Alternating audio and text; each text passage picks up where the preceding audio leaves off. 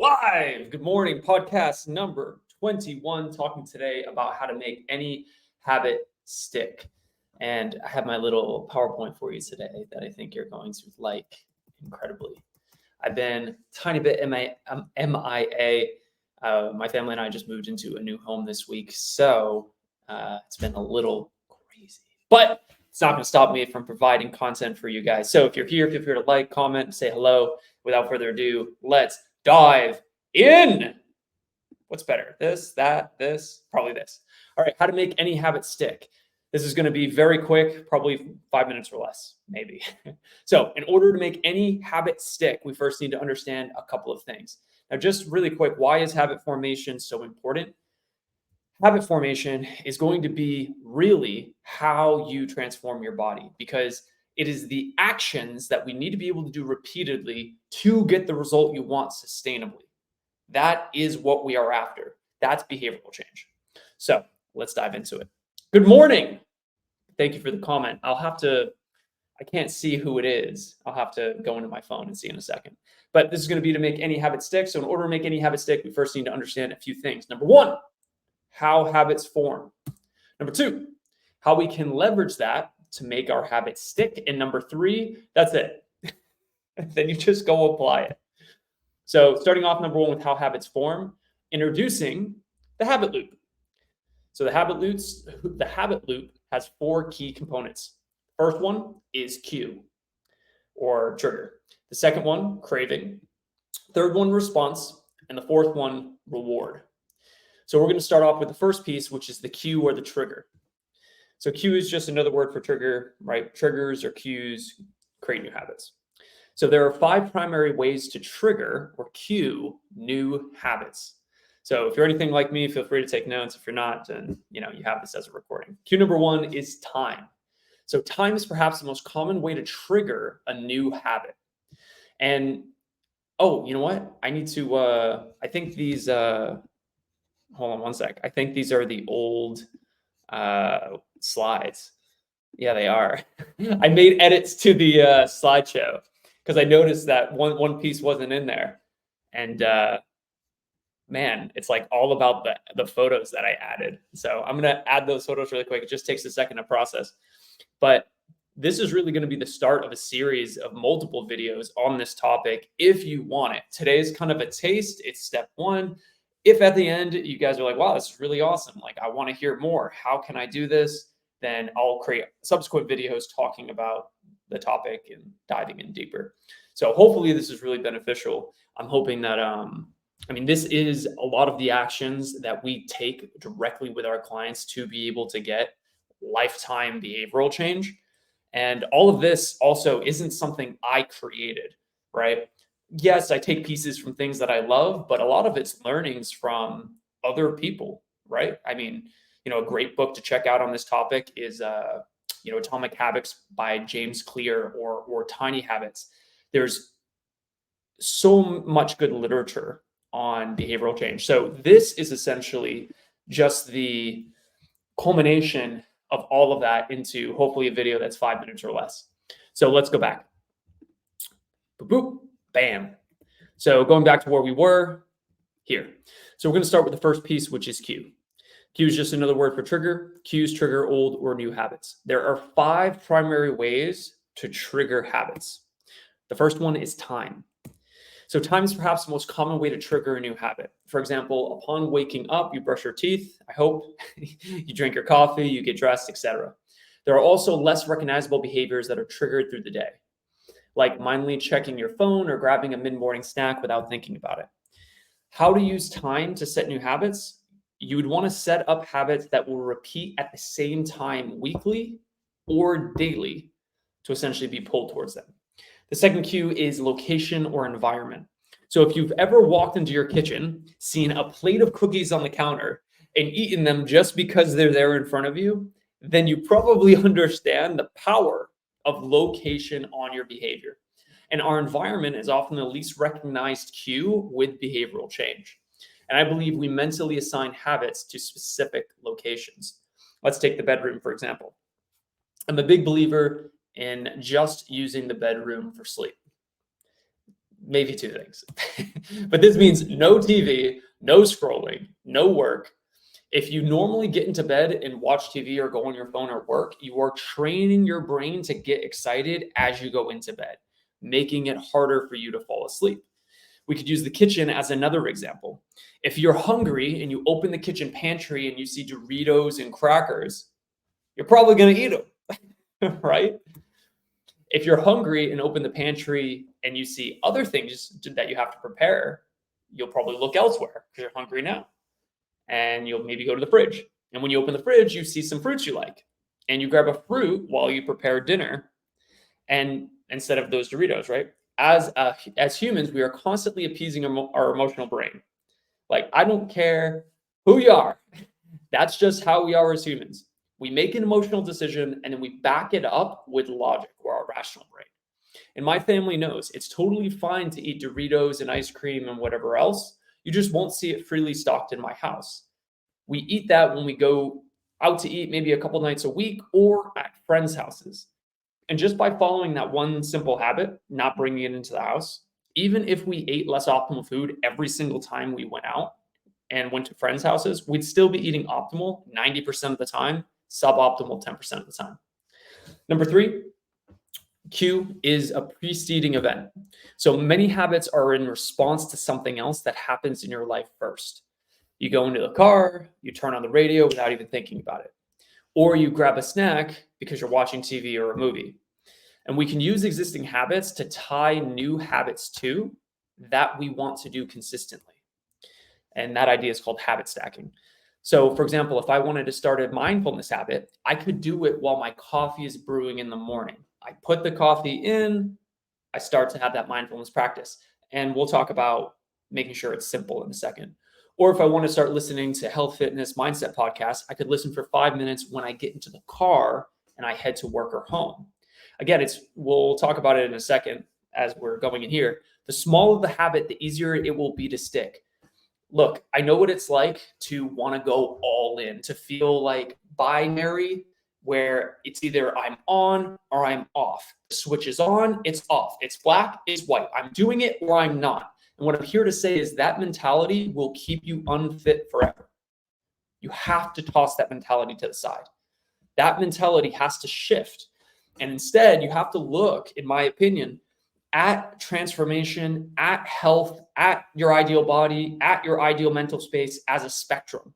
And there is no on the wagon, off the wagon, black and white. It's either yes, there's 0 and 100, but there's many shades of gray in between. And just because you're not 100% doesn't mean you can't be 80.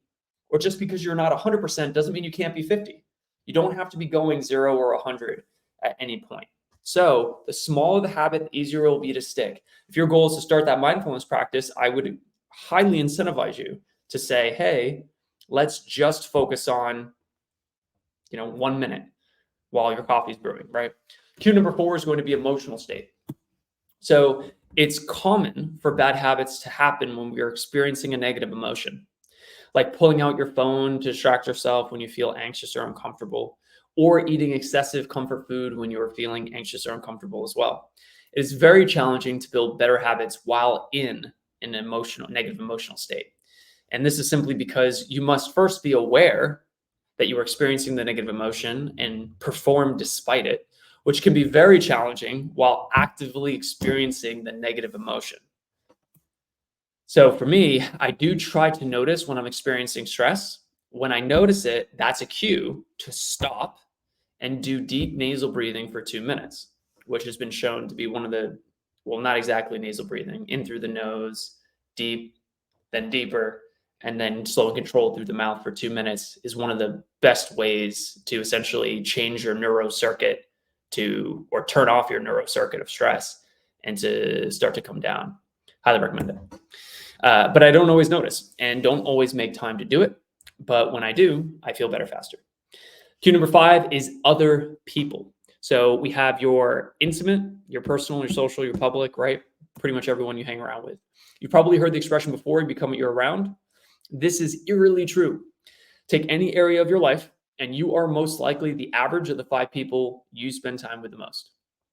And this goes for any input, from people in real life that you see, to the news you listen to the podcasts you listen to the videos you listen to, etc. Which this is actually great news, because if the people around you aren't who you want to be like, you can start spending more time listening to podcasts who share ideals you want to embody. Hopefully you like this one. And this is what I did when I was 15. Because you can imagine at 15 years old, there weren't really a ton of people around me that were trying to be like the best version of themselves. So instead of saying, oh, there's no one in my environment that I admire, I went out and found role models that I'd never meet, but be greatly influenced by. People like Tony Robbins, people like Zig Ziglar, people like so many, I forget their names. Eric Cressy, sports performance, and the list goes on. Personally, I don't carve or I don't crave a lot of non-optimal food at this point, but we're thinking about the queue of other people. If my wife comes to the couch with chips and ice cream, I'd be eating it too. So the key to choosing a successful cue is to pick a trigger that is very specific and immediately actionable, meaning it's happening now. Quick example on this is, let's say you want to build a new habit of drinking 16 ounces of water each day at lunchtime. You might start by choosing a time-based cue, and you might say something like, all right, I'm just going to drink during my lunch break each day. I'll drink my 16 ounces. And this might work for you, but it's not very specific. So the questions start to come in. Do you drink your water at the beginning of your lunch break, at the end, anytime? Alternatively, when you're setting up the action, you could create a specific cue around a preceding event that happens right around your lunch break. For example, when you close your laptop, I drink my 16 ounces of water. My best advice for habit forming is you have to test and iterate. So if you're thinking about any new habit, the way that you find out what works for you based on your lifestyle is you put in the best action you believe will work, and then you iterate, see how it goes, and then make it better. This is where having a coach can be helpful, because we have a framework and we've worked with so many people that we'd have to be fools to not recognize the patterns that have worked for people. So you can generally get to a desired result faster. You don't have to do as much testing and iterating on your own. They're still testing and iterating, but just not as much. So try something, see how it works, and improve based on what happens. This was supposed to be very short, very to the point. If you want me to dive into the 3 other pieces of the habit loop and how we use it to help our end clients create new habits that stick like clockwork, just like this video, drop a comment below, say yes or something like that, and I'll make more on the topic. If you guys are tuning in a little bit late, totally fine.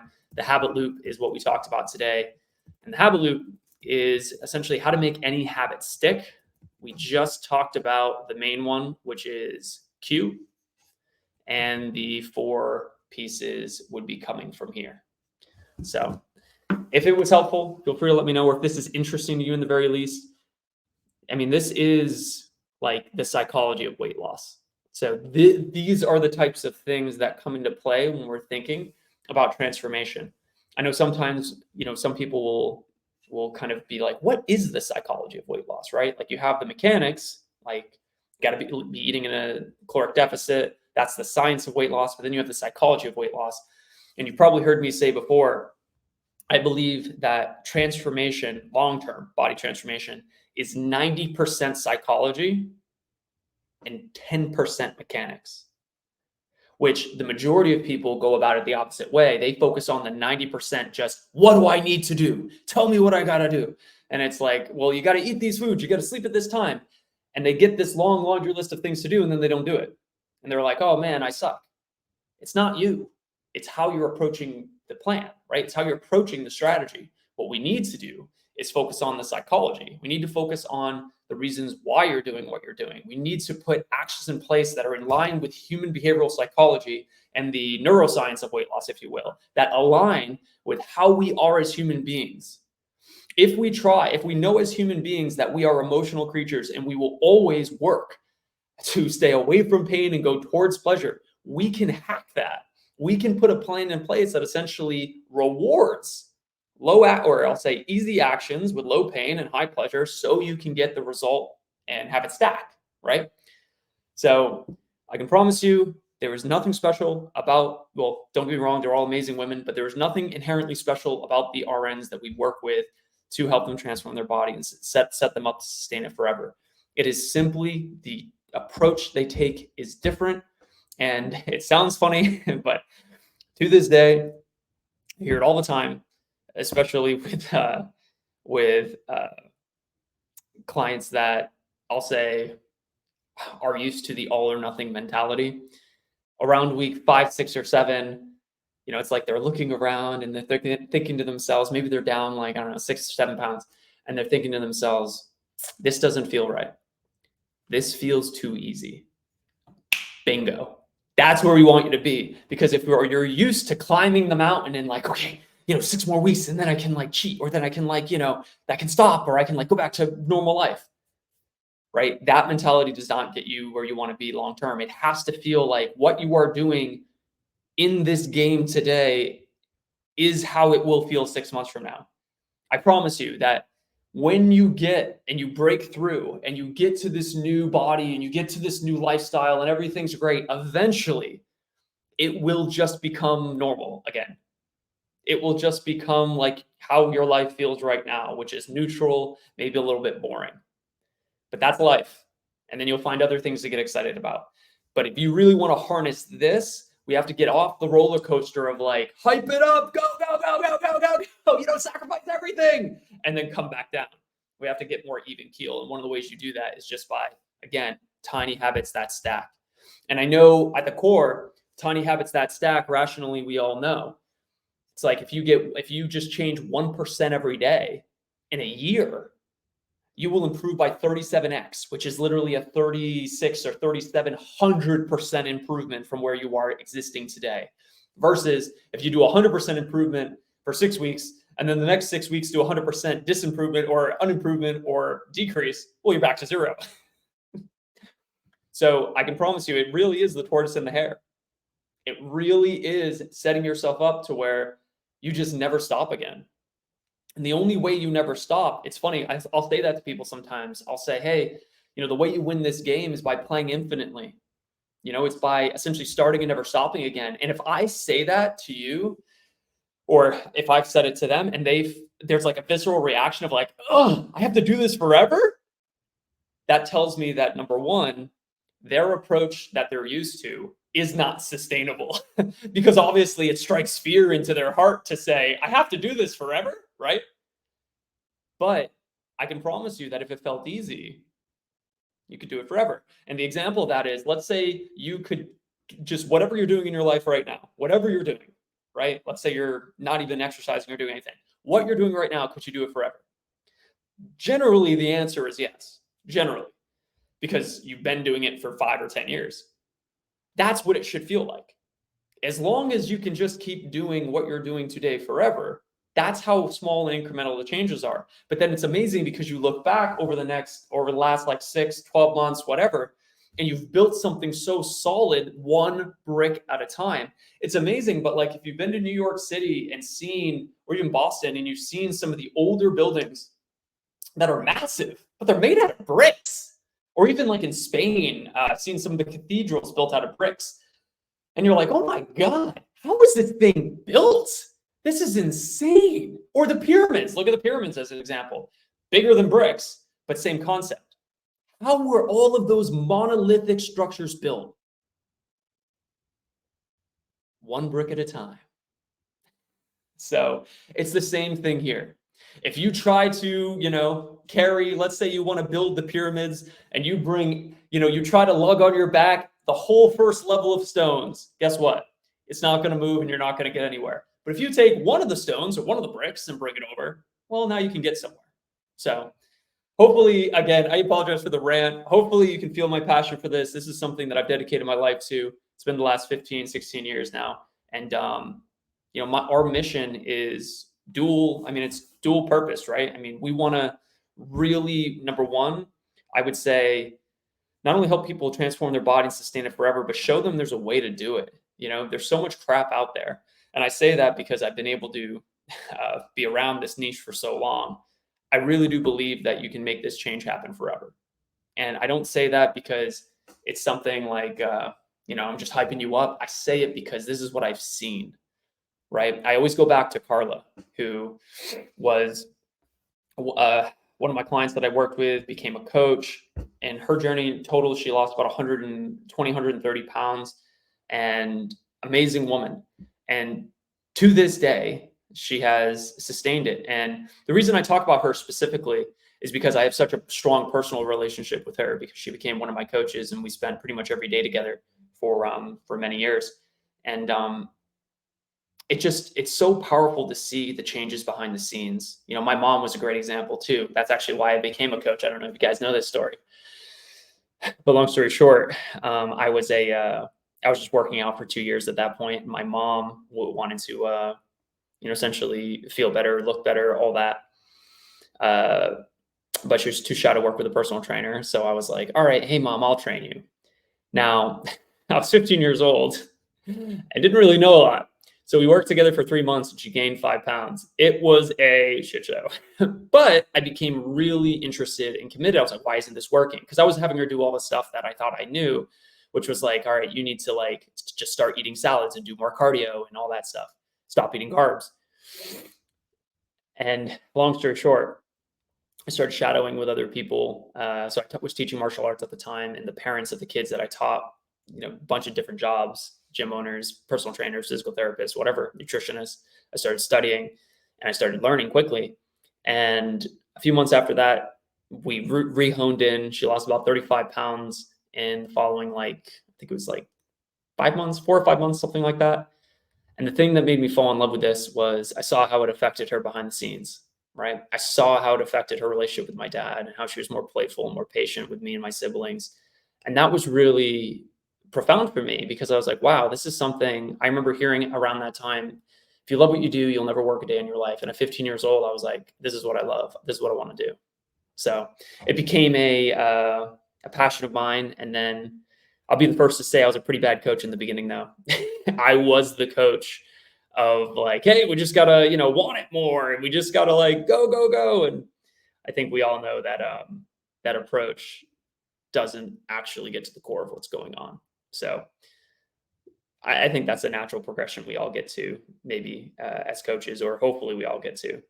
But there's a lot more that goes into this than just macros and doing what you're supposed to be doing. Getting to the core of why it's helpful or why we do these things and how we can feel pulled towards them, I think is really the core. But anyway, I'll end it here. That was a lot of rambling towards the end. Comment here, I found it helpful not having snacks or foods I'm trying to reduce in the house is very helpful. Yeah, environmental cues are so important. So awesome. Good chat. I'll see you guys soon. Hopefully this helps. Bye.